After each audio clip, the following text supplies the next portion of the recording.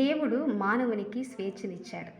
అయితే ఎప్పుడు కూడా దేవుడు మనిషిని నిర్బంధించాలని కానీ, మనిషి నా స్వాధీనంలో ఉండాలని కానీ ఎప్పుడూ స్వార్థంతోటి ఆలోచించలేదు. ప్రియ దేవుని బిడ్డలారా, దేవుడిచ్చినటువంటి ఈ యొక్క స్వేచ్ఛను మన మానవులుగా మనం ఎలా ఉపయోగించుకుంటున్నాము, ఎలాగా దాన్ని సద్వినియోగం చేసుకుంటున్నాం అన్నదే మనం ఆలోచించవలసిన వారమై ఉన్నాం.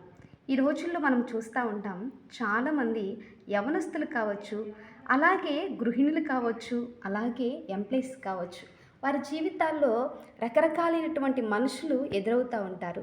ఎదురైనప్పుడు ఆ మనుషులతోటి ఎలా నడుచుకోవాలో, ఏ విధముగా వారి యొక్క మనస్తత్వాలు ఎలా ఉంటాయో గ్రహించేటువంటి జ్ఞానాన్ని కూడా దేవుడు మనకిచ్చాడు.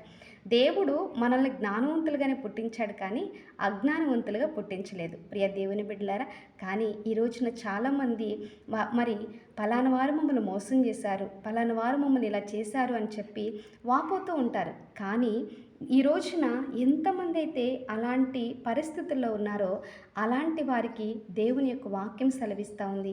జ్ఞాని అయిన సొలొమోను ఒక చక్కని మాట తెలియచేస్తూ ఉన్నాడు.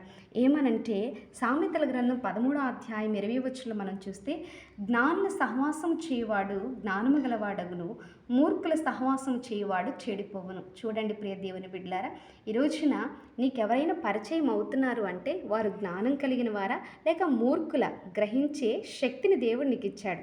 కాబట్టి వారు జ్ఞానం కలిగిన వారో, బుద్ధిహీనులో, లేక నీ జీవితాన్ని పాడు చేసేవారో గ్రహించేటువంటి శక్తిని దేవుడు నీకు ఇచ్చినప్పుడు, గ్రహించకుండా ఆవేశంతోనో అత్యుత్సాహంతో నువ్వు స్నేహం చేసి తర్వాత వారి జీవితంలో మోసపోయినప్పుడు, నష్టపోయినప్పుడు ఏడుస్తా కూర్చుంటే ప్రయోజనం ఏంటి?